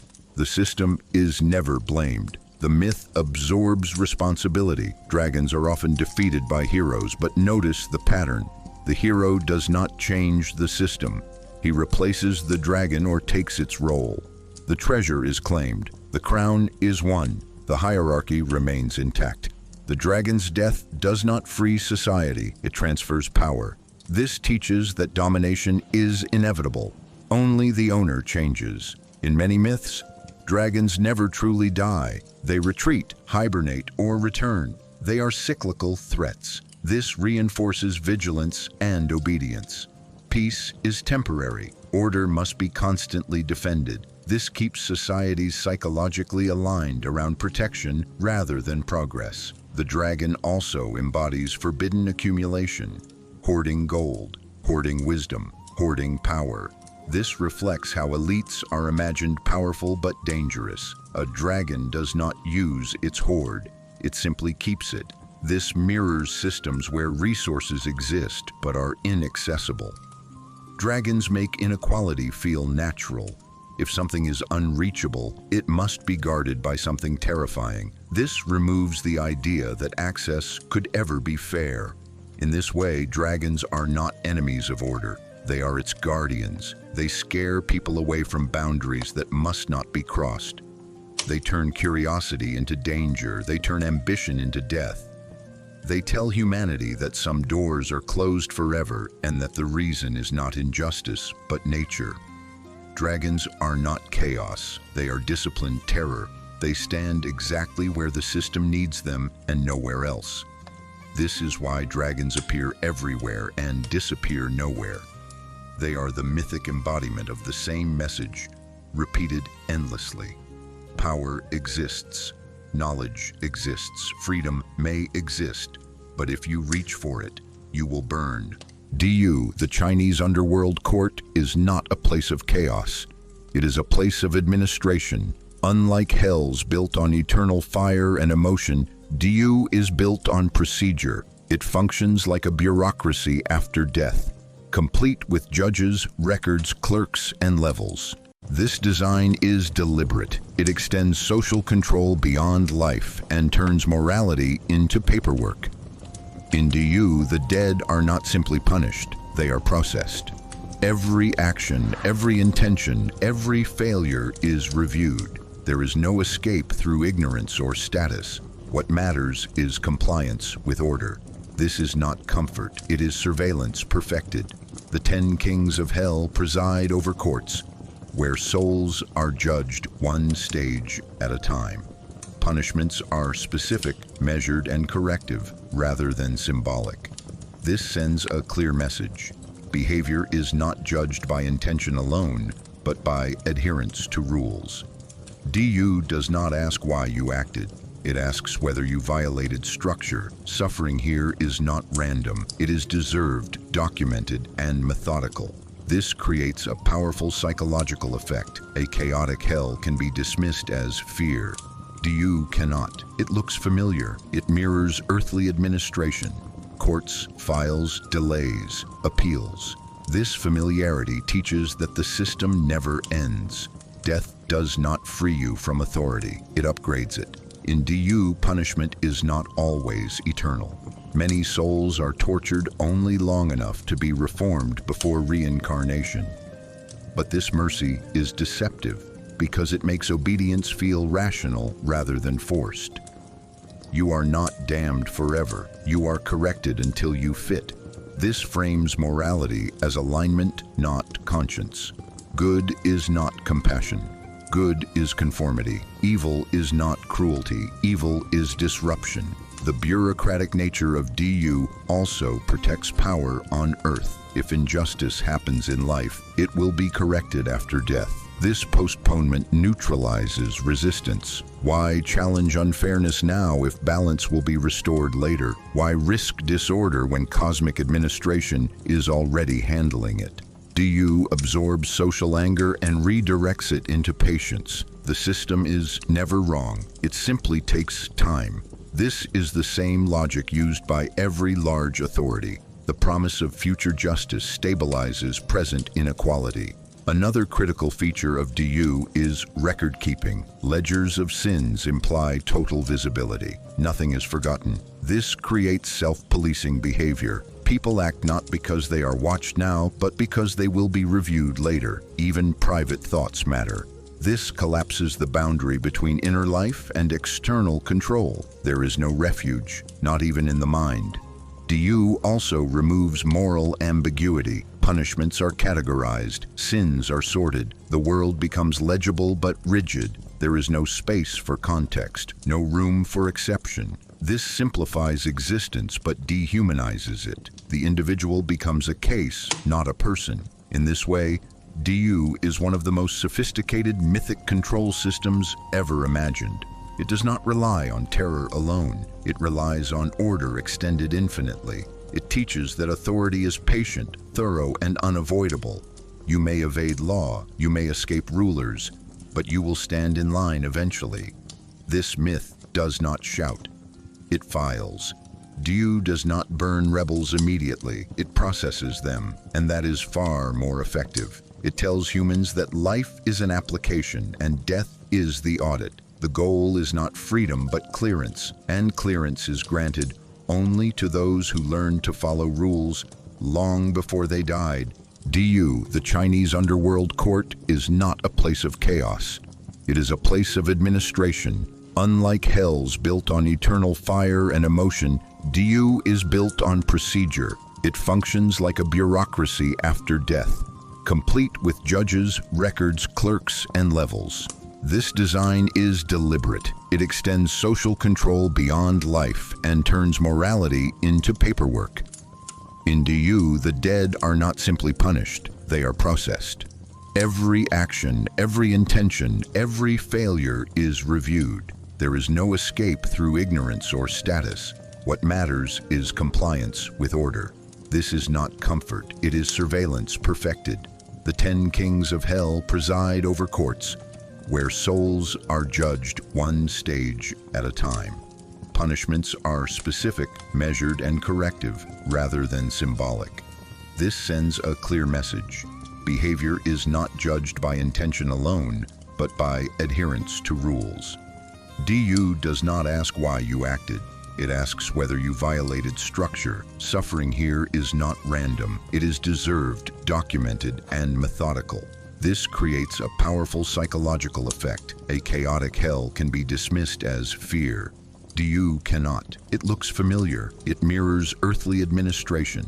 Courts, files, delays, appeals. This familiarity teaches that the system never ends. Death does not free you from authority. It upgrades it. In DU, punishment is not always eternal. Many souls are tortured only long enough to be reformed before reincarnation. But this mercy is deceptive because it makes obedience feel rational rather than forced. You are not damned forever. You are corrected until you fit. This frames morality as alignment, not conscience. Good is not compassion. Good is conformity. Evil is not cruelty. Evil is disruption. The bureaucratic nature of DU also protects power on earth. If injustice happens in life, it will be corrected after death. This postponement neutralizes resistance. Why challenge unfairness now if balance will be restored later? Why risk disorder when cosmic administration is already handling it? DU absorbs social anger and redirects it into patience. The system is never wrong. It simply takes time. This is the same logic used by every large authority. The promise of future justice stabilizes present inequality.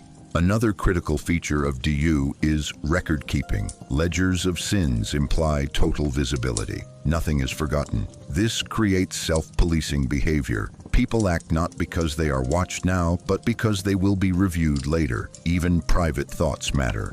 This collapses the boundary between inner life and external control. There is no refuge, not even in the mind.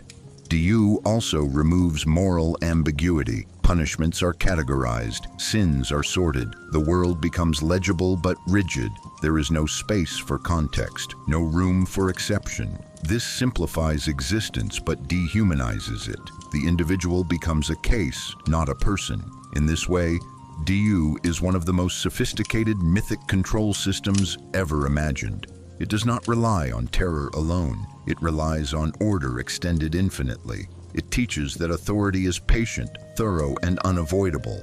You may evade law, you may escape rulers, but you will stand in line eventually. This myth does not shout. It files.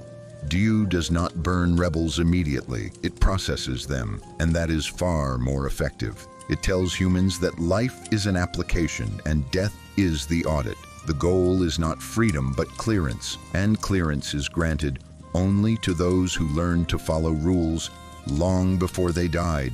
Vishnu and his avatars represent one of the clearest mythological systems of cyclical control ever created.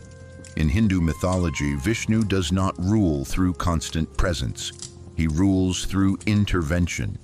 When the world drifts too far from order, he descends in a new form. An avatar is not a savior who frees humanity. It is a correction mechanism. Vishnu appears only when balance breaks and disappears once balance is restored. This teaches a precise lesson. The system does not need permanent change. It needs periodic adjustment. The Dashavatara sequence itself is instructive. Vishnu appears as fish, tortoise, boar, man-lion, dwarf, warrior, king, teacher, and finally as Kalki, the destroyer. These forms mirror stages of crisis, not progress. Each avatar solves a specific disruption and then withdraws. No avatar remains to empower humans permanently. Krishna teaches duty, not rebellion. Rama models obedience to cosmic law, even at personal cost. Parashurama eliminates excess power only to reset hierarchy, not dismantle it. Kalki has not yet arrived because total reset is always postponed. This delay is essential. It keeps hope alive while maintaining patience. The Avatar system reframes history as maintenance rather than transformation. Evil is not a flaw of structure, it is imbalance. Good is not liberation, it is restoration. When injustice occurs, it is not for humans to resolve. It will be handled in the next cycle. This postponement neutralizes urgency. Why challenge authority now if Vishnu will intervene later? Why risk disorder when cosmic management already exists? Avatars also limit human agency. They arrive from above, solve the problem, and leave. Humans are never trusted to redesign the world. They are recipients of correction, not authors of change. This creates dependency. Order is preserved not by collective action, but by divine scheduling. Time itself becomes a control tool. Yugas rise and fall. Golden ages decay into dark ages, not because humans failed uniquely, but because decay is built in. Progress is an illusion. Repetition is the truth. The promise of Kalki at the end of the Kali Yuga is the most powerful restraint. It promises final justice without requiring present resistance. Suffer now, endure now. The reset is coming. This makes acceptance virtuous and rebellion premature. Vishnu's avatars do not abolish suffering, they manage it. They keep the world functional, not free. They ensure continuity, not emancipation. This is why the Avatar doctrine is so effective. It absorbs anger, channels hope, and preserves hierarchy across millennia. The world is never meant to be fixed. It is meant to be serviced, and Vishnu is the service protocol. The lesson is quiet but firm. Trust the cycle. Obey your role. Wait your turn. Change will come, but not by your hands. This is not a myth of salvation. It is a myth of regulation. It teaches that stability is achieved not by human courage, but by divine maintenance.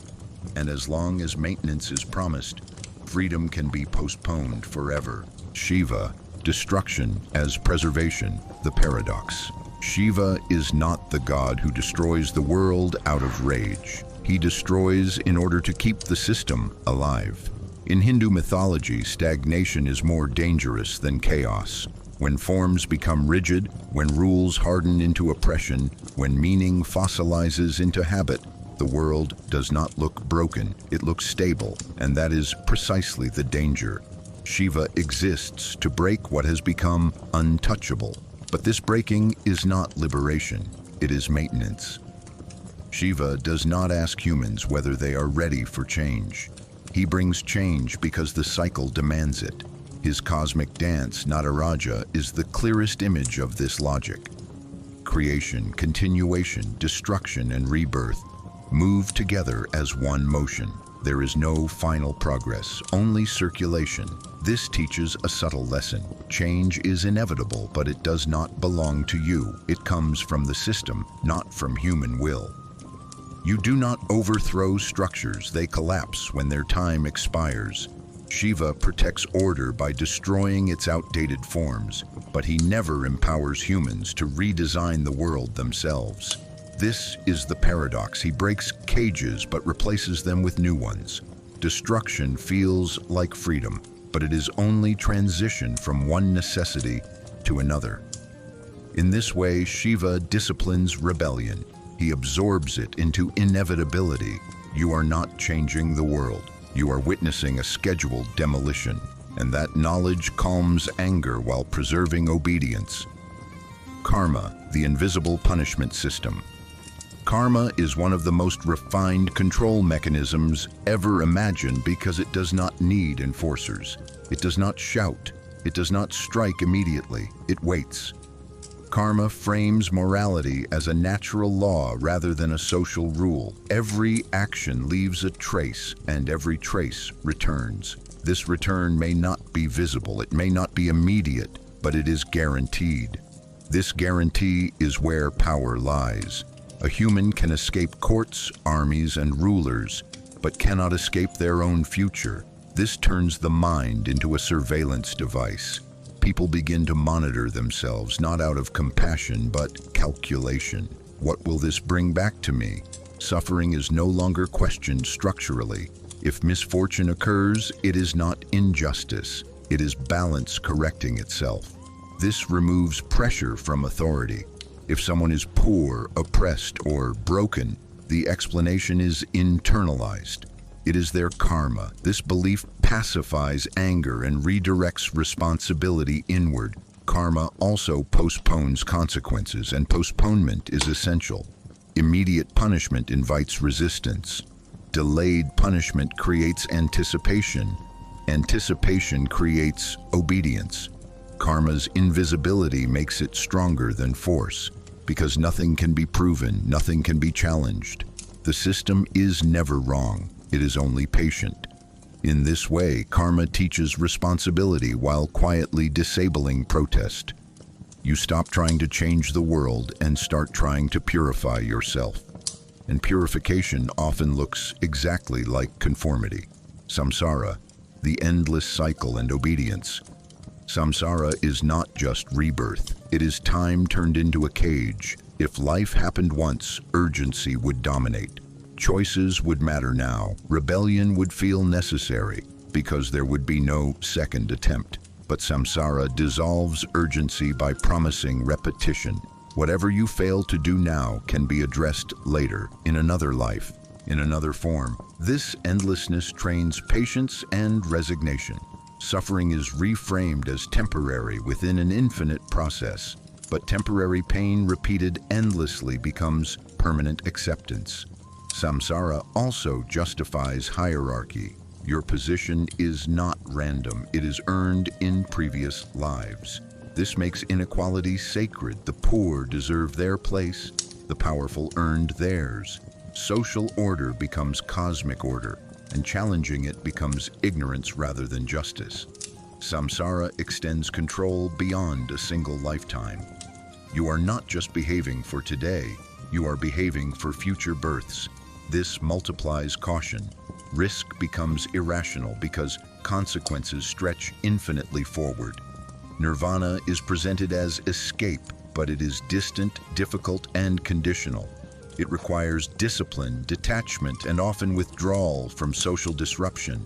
This means liberation is always promised later, never practiced now. Samsara drains rebellion of its fuel by stretching time so wide that action loses sharpness. You are always in transit, never in control. The cycle moves whether you do or not. This creates a worldview where endurance is praised more than transformation. Samsara does not chain the body, it chains expectation. It teaches humans to live inside the wheel rather than imagine stepping out of it. And as long as the wheel keeps turning, obedience feels like wisdom.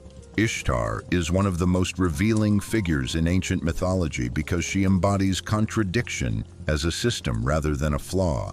Ishtar is the goddess of love, sex, war, fertility, and destruction. She gives life and takes it. She inspires desire and unleashes violence. This is not confusion, it is design. Ishtar represents uncontrolled human forces that cannot be eliminated, only managed. In Mesopotamian societies, passion, sexuality, and aggression were seen as dangerous energies. If left unchecked, they could destabilize families, armies, and hierarchies. Ishtar does not remove these forces. She sanctifies them. By turning desire and violence into divine domains, the system gains authority over them. If love is divine, it must follow ritual. If war is divine, it must follow command. Ishtar makes chaos sacred so it can be regulated. One of her most important myths is her descent into the underworld. Ishtar chooses to descend not to save others, but to assert dominance. At each gate, she is stripped of power, clothing, jewelry, and authority. By the time she reaches the underworld, she is naked and helpless. This stripping is symbolic. It shows that no power escapes the system. Even the goddess of life and desire must submit to cosmic order. When Ishtar is trapped, the world above collapses. Fertility stops, sex ceases, life withers. This reveals another layer. The system depends on controlled chaos. Too much order kills life. Too much chaos destroys it. Ishtar's return restores balance, but only after negotiation and substitution. Someone else must take her place. This introduces a brutal logic. Survival requires replacement. Suffering is transferable. Life continues because someone else pays. This myth teaches that loss is not eliminated. It is redistributed. Ishtar is also infamous for destroying her lovers. She desires them, uses them, and abandons or kills them. This pattern is not moral teaching. It is warning. Power that desires does not protect. Ishtar's love is not safe, it is consuming. This reframes intimacy as risk and reinforces caution, especially toward forces associated with autonomy and pleasure. In political terms, Ishtar legitimizes conquest. She is worshipped before war. Bloodshed becomes sacred duty, not human ambition. If a city falls, it is not strategy. It is Ishtar's will. This shields rulers from responsibility and frames violence as cosmic necessity. Ishtar's femininity is also weaponized. She is powerful not as a nurturer, but as an irresistible force. This allows patriarchal systems to both fear and control feminine power. She is worshipped yet contained, honored yet punished when she oversteps.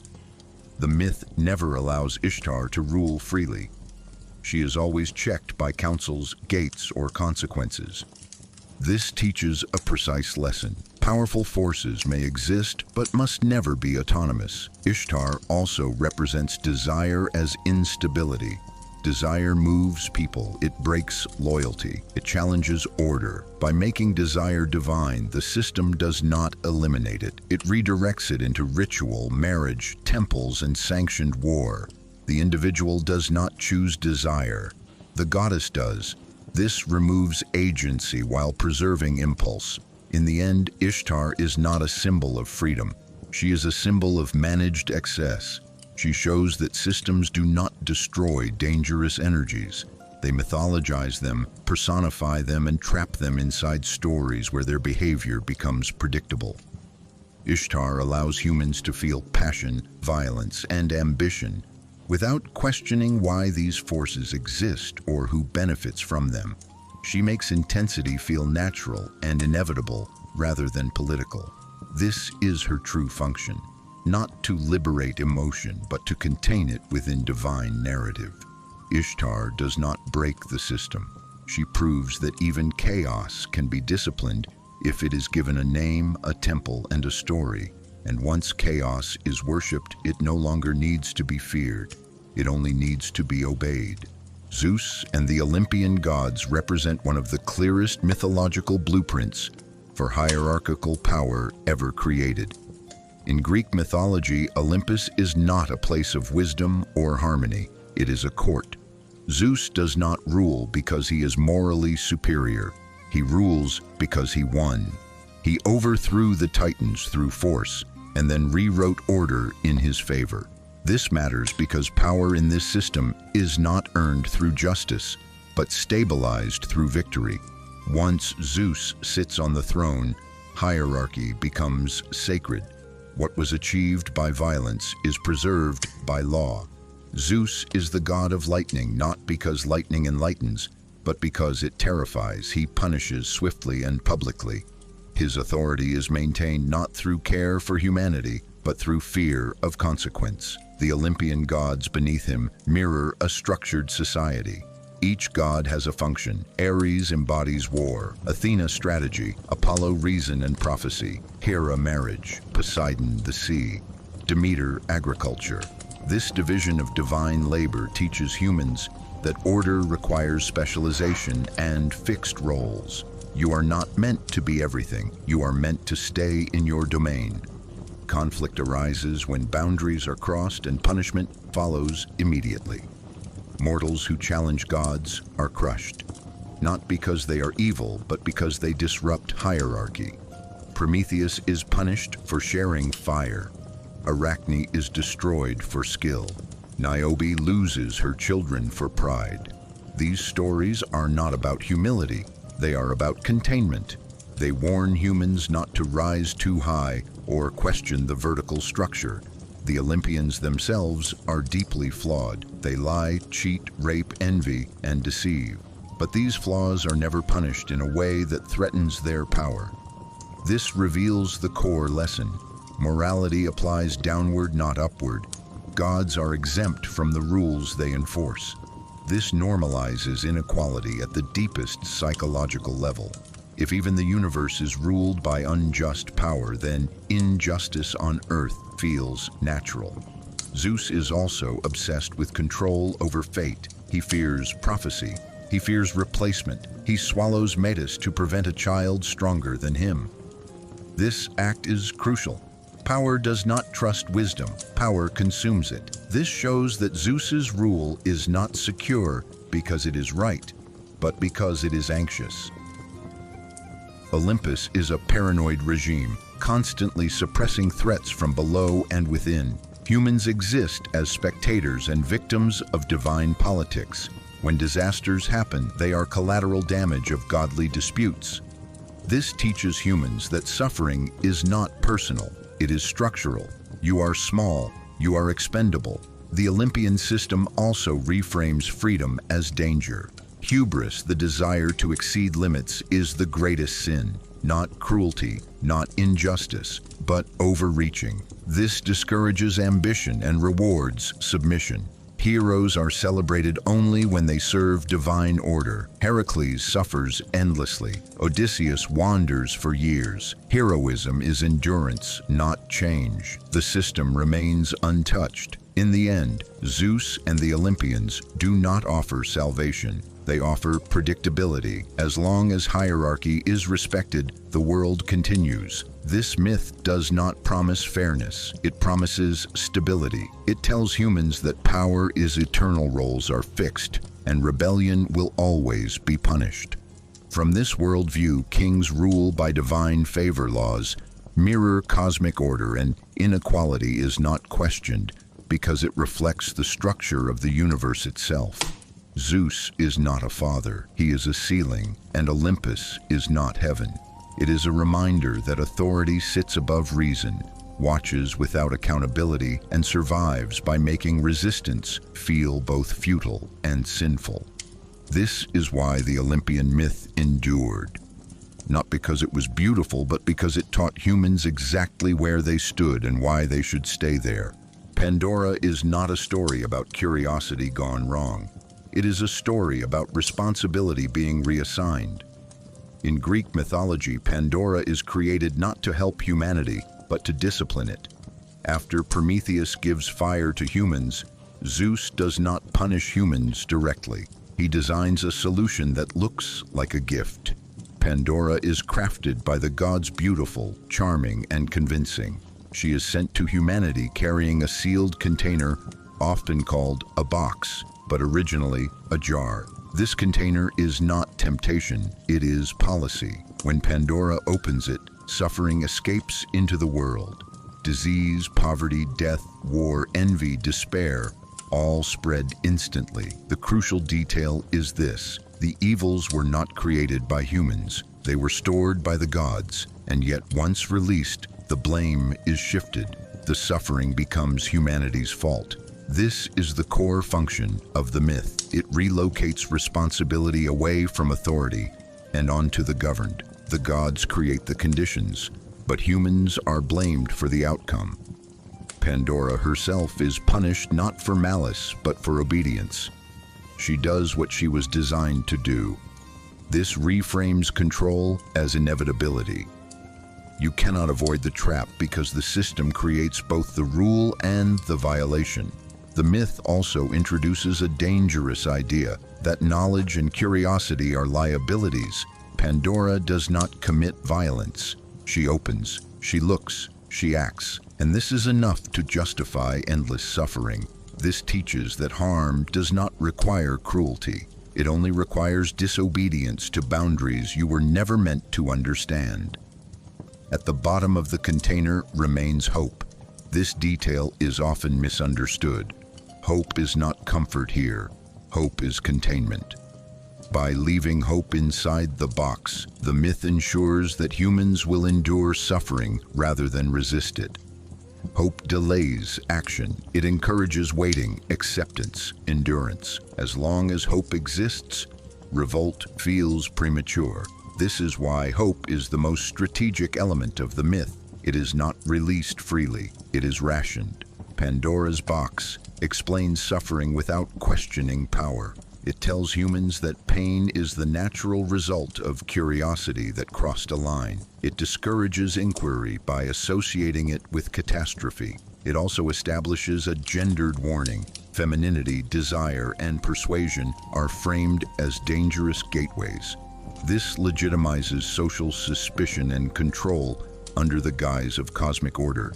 The gods remain untouched. They do not lose power. They do not suffer consequences. They watch as humanity internalizes guilt and adapts to pain. The system remains clean while the world below breaks.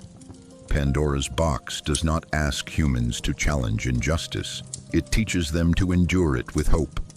This is why the myth endures. It offers an explanation that closes questions. It says suffering is not imposed. It was unleashed, and once unleashed, it cannot be returned. This removes the idea that suffering can be undone or redesigned. It can only be managed emotionally. Pandora is not the first sinner. She is the first scapegoat, and the box is not a mistake. It is a mechanism that ensures humans will suffer, blame themselves, and keep living inside a system that never needs to explain why the evils were locked there in the first place. Icarus is not a story about arrogance alone. It is a lesson about limits being enforced. The myth begins with imprisonment. Daedalus and Icarus are trapped not because they are evil, but because knowledge threatens authority. Daedalus knows too much. He builds too well, and skill without permission is dangerous. The escape he designs is ingenious.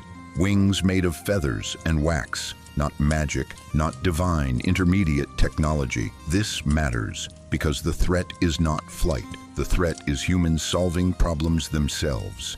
Daedalus warns Icarus not to fly too high and not too low. This warning is not about safety. It is about obedience. Stay in the middle. Stay within boundaries. Do not test extremes. Icarus does not rebel violently. He does not attack gods. He simply experiences freedom, and that is enough. As he rises, the sun melts the wax, and he falls. The punishment is not delivered by Zeus or any god. It is built into the system. This is crucial.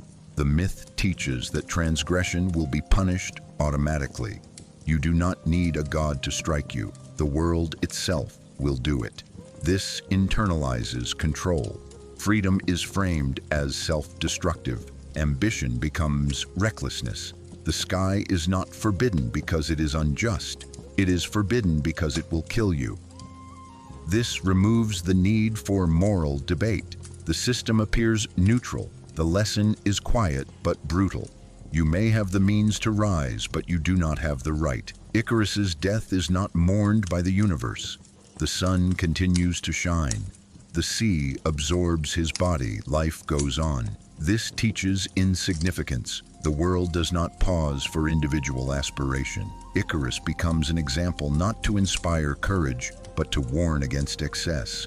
His mistake is not ignorance. He knows the risk. He chooses intensity anyway, and intensity is portrayed as childish.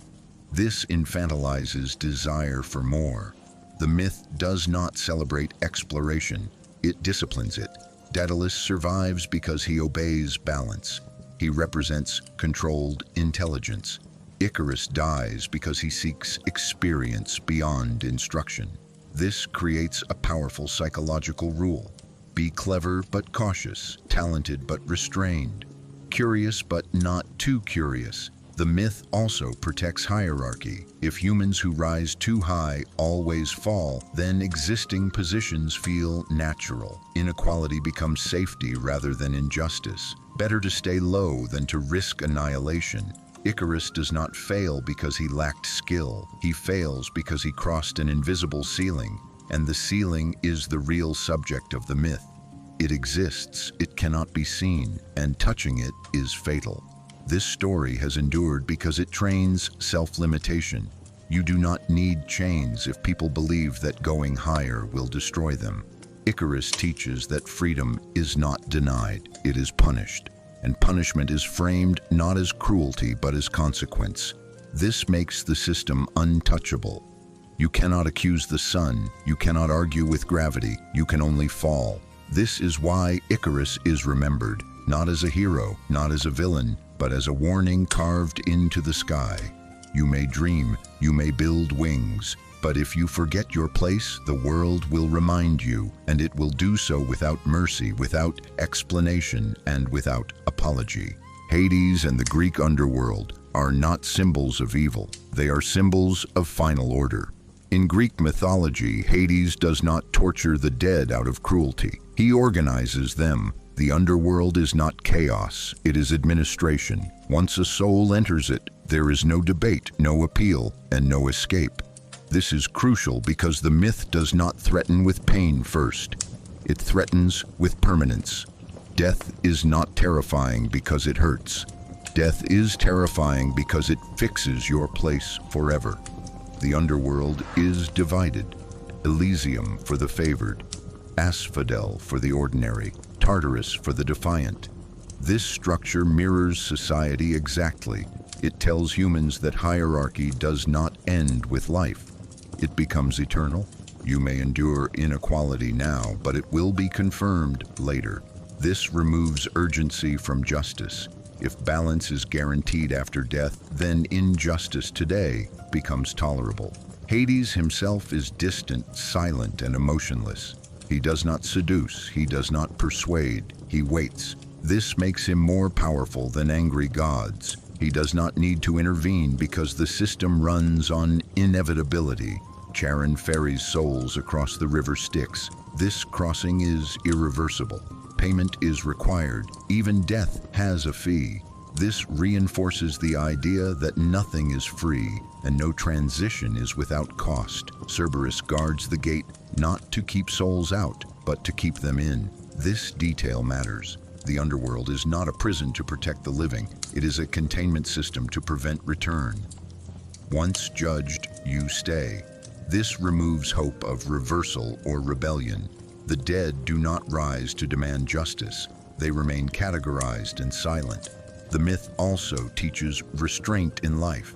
If consequences are eternal, experimentation becomes dangerous. Risk becomes irrational. Why challenge God's law or fate if the penalty lasts forever? The underworld turns fear into calculation. People live carefully not because they are compassionate, but because they are cautious. Hades is not a tyrant. He is a clerk of destiny. He enforces rules already written. This makes the system appear neutral. There is no anger to argue with, no passion to exploit, just procedure. This procedural afterlife is one of the most effective control myths ever created. It does not promise reward loudly, it promises closure. It says everything will be settled later. This later absorbs anger and postpones resistance. The living accept suffering because the dead are supposedly accounted for. The myth also isolates rebellion.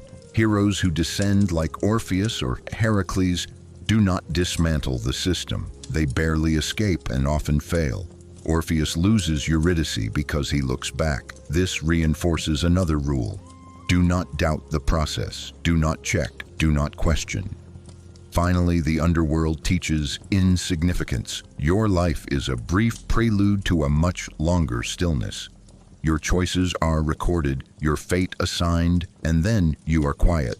This quiet is the goal, not justice, not healing, not freedom, silence. Hades and the underworld do not threaten humanity with fire. They threaten it with finality, and finality is far more effective. Because a world where nothing can be changed after death encourages obedience before it. And that is why Hades does not need worship. He needs acceptance. As long as people believe their place will be fixed forever, they will hesitate to move out of place now. This is the real power of the underworld myth. It does not rule the dead, it disciplines the living. And when we look at all these myths together, one truth becomes clear. Myths were never just ancient stories. They were systems built not to explain the world, but to position humans within it. They soothed fear but did not expand freedom. They offered hope but delayed choice. They replaced questions not with answers, but with silence. They presented gods not as protectors, but as carriers of rules. And for thousands of years they repeated the same message. The world does not change. You must adapt.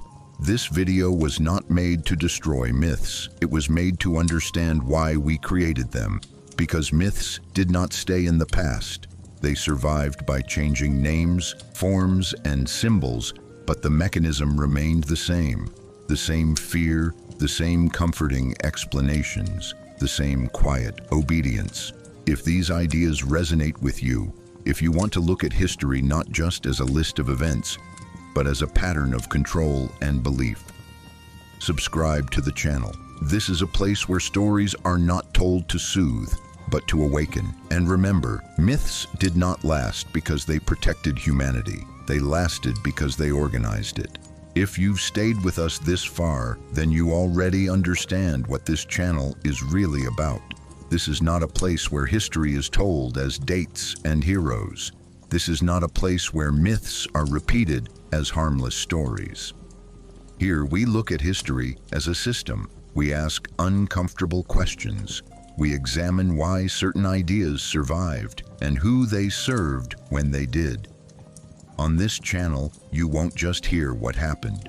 You'll hear why it was allowed to happen, why it was justified, why it was remembered the way it was. This channel is built for people who feel that something about history has always been missing. For people who sensed that myths, religions, empires, and ideologies were not only about belief, but about control. For people who want to understand how fear, hope, and obedience were engineered long before modern politics existed.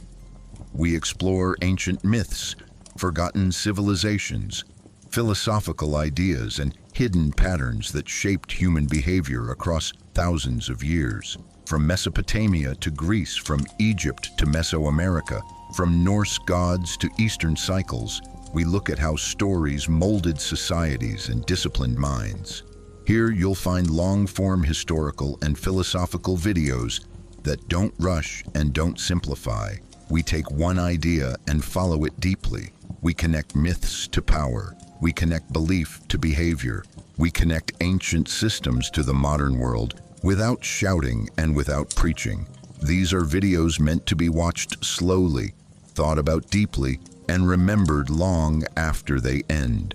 If you're tired of surface-level history, if you're tired of being told what to think instead of being invited to think, if you're drawn to dark, quiet, atmospheric storytelling that respects your intelligence, then this channel is for you. By subscribing, you're not just supporting a channel. You're joining a space where questions are allowed and silence is broken carefully, not loudly. New videos on this channel will continue to explore themes like why truth is often punished before it is accepted, why cruelty is rewarded by history more often than compassion, how myths turned fear into order, why freedom has always been dangerous, and how ancient beliefs still shape modern behavior. We'll talk about gods, empires, philosophers, forgotten figures, and uncomfortable ideas that most channels avoid. So if you want to keep walking through history with open eyes, if you want stories that don't comfort but clarify, make sure to subscribe. Turn on notifications so you don't miss what comes next. because the past is not dead. It is active, and understanding it is the first step toward understanding ourselves.